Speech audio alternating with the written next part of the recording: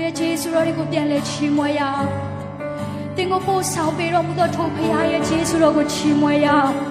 အခက်ခဲဆုံးအချိန်တွေမှာတော့တင်ရဲ့လက်ကိုမလွတ်ဘဲနဲ့ဆွဲကင်ခဲ့တဲ့သူရဲ့ယေရှုတော်ကိုချီးမွမ်းရအောင်ဟာလေလုယာကိုရောဖျား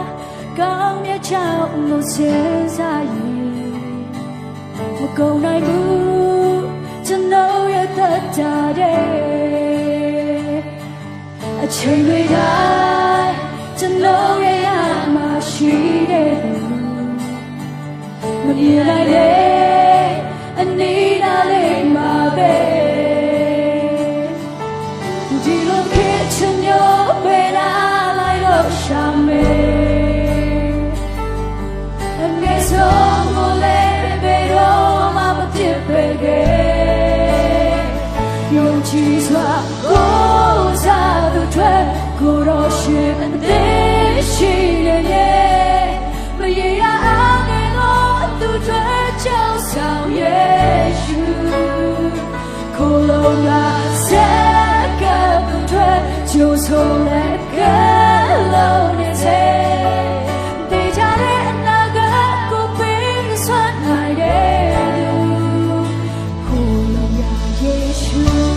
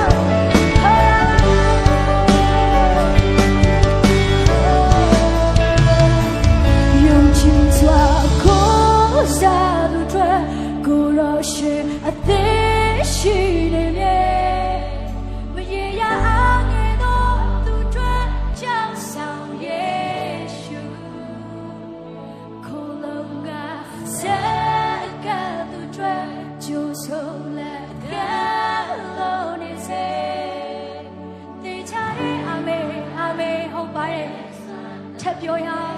ယုံကြည်စွာ